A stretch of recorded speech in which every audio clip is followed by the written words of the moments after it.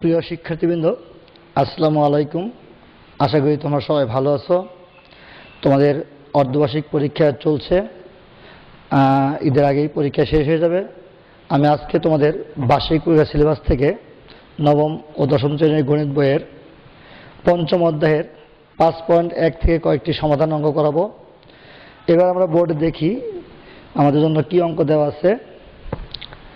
আমরা দেখতে পাচ্ছি 1, 2, 3, 4 অর্থাৎ 4টি অঙ্ক দেওয়া আছে। আমরা পর্যায়ক্রমে এগুলো সমাধান করব, অর্থাৎ সমীকরণের মূল বা বীজের মান নির্ণয় করব।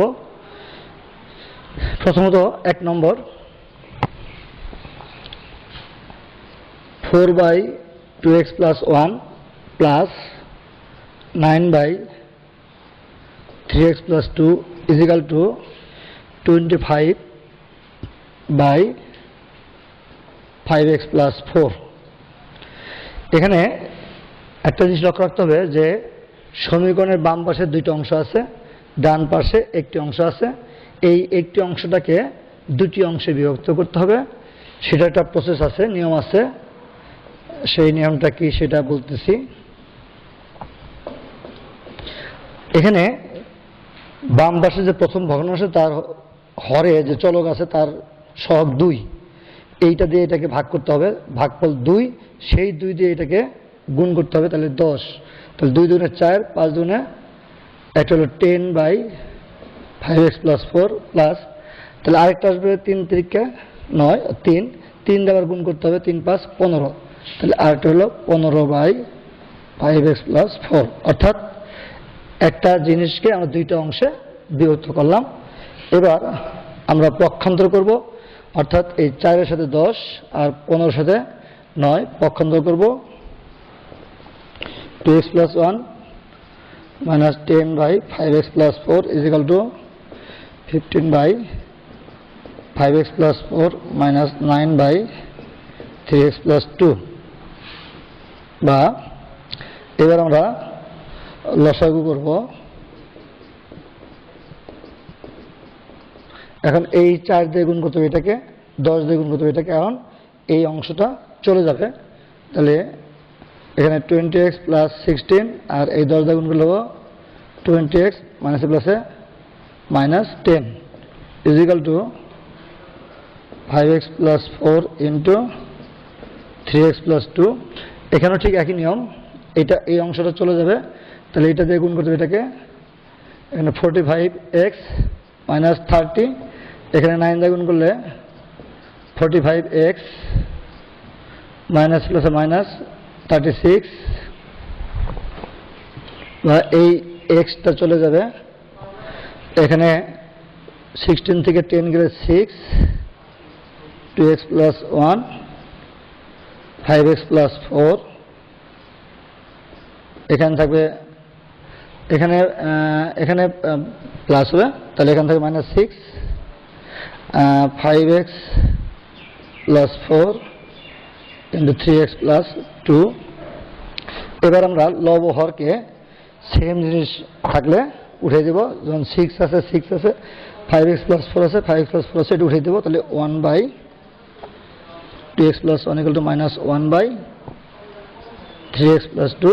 অর্থাৎ এখানে আমরা যেটা করেছি সেটা লিখে দেব, এত দ্বারা ভাগ করেছি। এবার আমরা আর গুণ করব, অর্থাৎ এই 1 দিয়ে এটাকে গুণ করবো, তাহলে 3x + 2, আর এখানে -1 দিয়ে গুণ করলে মাইনাস ব্র্যাকেট দিয়ে 2x + 1।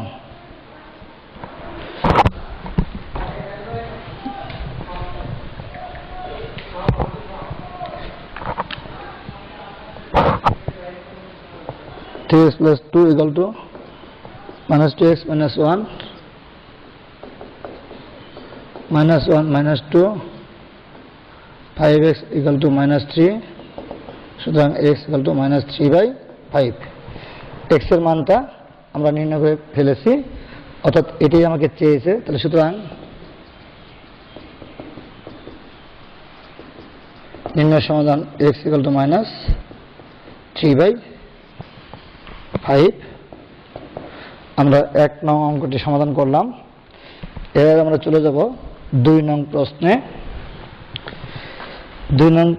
আমরা এখানে সমাধান করে চলকের মান নির্ণয় করব।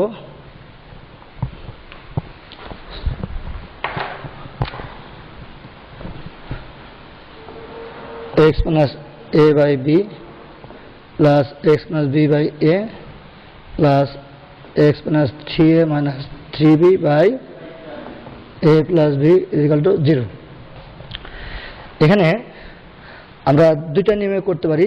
এখান থেকে 3 কমন নিয়ে সেপারেট করে করতে পারি, আবার এখান থেকে 1 বিয়োগ, এখান থেকে 1 বিয়োগ, আর এখানে 2 যোগ, অর্থাৎ 2 বিয়োগ করলাম 2 যোগ করলাম, তাহলে মানের কোনো পরিবর্তন হবে না।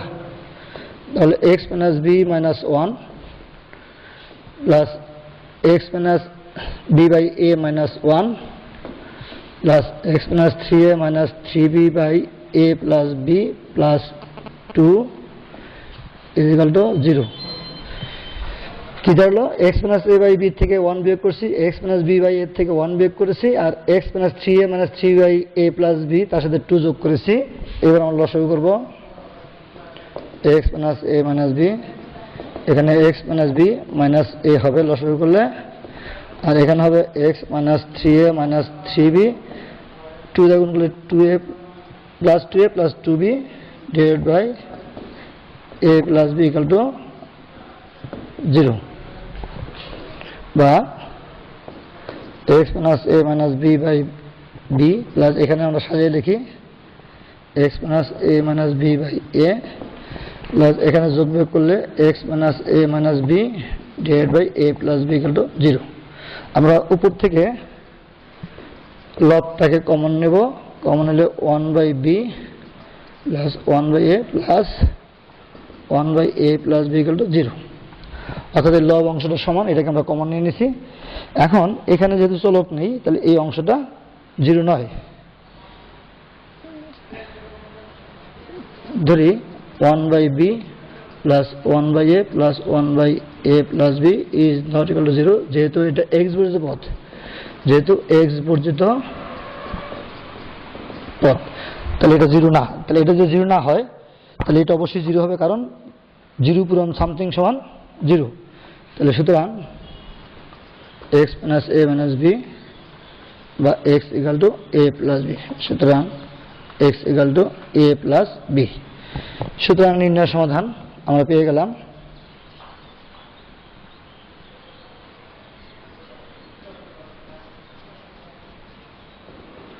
x equal to a plus b, অর্থাৎ 2 নং অঙ্কটি আমরা সমাধান করলাম। এবার আমরা চলে যাব 3 নং প্রশ্নে।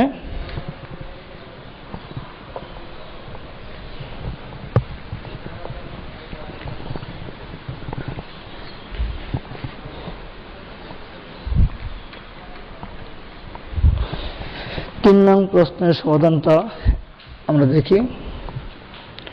1 by x plus 2 plus 1 by x plus 5 is equal to 1 by x plus 4 plus 1 by x plus 3।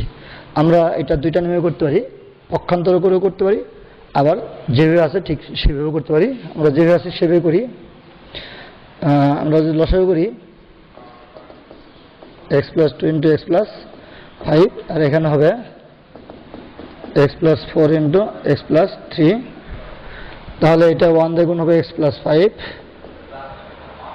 R plus হবে x plus 2, এখানে হবে 1 দিয়ে গুণ করলে x plus 3, আর এখানে হবে x plus 4, বা 2x plus 7, নিচে হবে x স্কয়ার প্লাস 5 আর 2 যোগ করলে হবে 7x plus 10, এখানেও হবে হলো 2x plus 7 আর x স্কয়ার প্লাস এটা যোগ করলে হবে 7x আর গুণগুলো হবে 12। এখানে একটা জিনিস লক্ষ্য করি, এইটাও একটা ভগ্নাংশ, এটাও একটা ভগ্নাংশ, মান এখানে সমান, কিন্তু লব সমান, হর অসমান। তাহলে এই ক্ষেত্রে যদি লব সমান হয়, হর অসমান হয়, তাহলে লব অংশ মান হয় 0। এখানে তো যেহেতু ভগ্নাংশ দুটির মান সমান, এদের লব সমান কিন্তু হর অসমান, সুতরাং হর ইজিক্যাল টু 0 হবে, অর্থাৎ লব ইকুয়াল টু 0 হবে, অর্থাৎ 2x + 7 = 0। এখানে লব সমান কিন্তু হরটাও সমান, এই যে হরের মানের মধ্যে এখানে একটু অসমান আছে, তাহলে আমরা দেখতে পারি যে এটা সমান বা 2x = -7, সুতরাং x = -7/2, এটা যদি আমরা ভাঙাই -3 সমস্ত 2/1, আমরা দুইটা রাখতে পারি, এটাও রাখতে পারি, এটাও রাখতে পারি। সুতরাং নির্ণয় সমাধান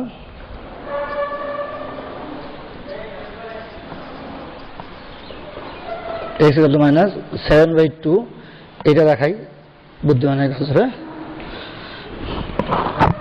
আমরা 3 নং প্রশ্নের সমাধান করলাম, এবার আমরা 4 নং প্রশ্নটি সমাধান করব।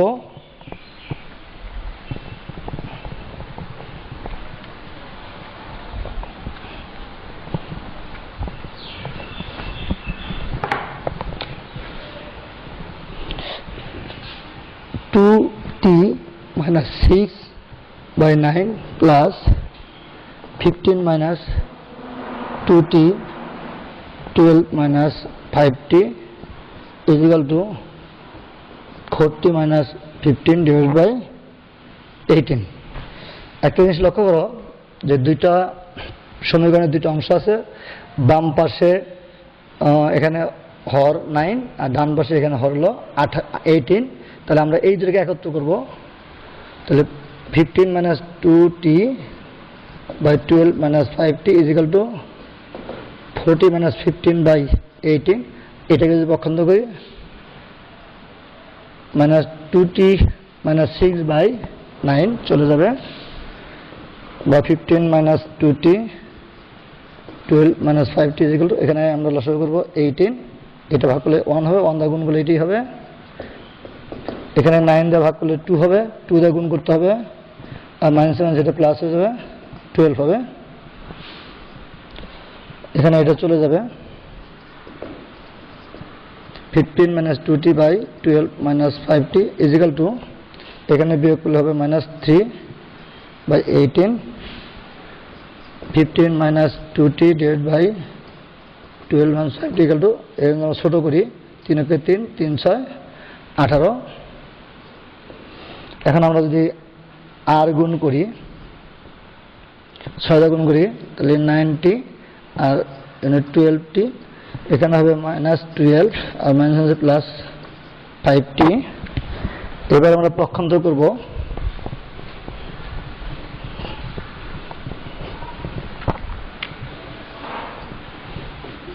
-9t প্লাস হলো 12 আর 5t এদিকে আছে, আর এদিকে প্লাস হয়ে গেল 12t বা 102, এখানে হবে 17t বা 17t = 2 ভাগ 1, বা এখন t =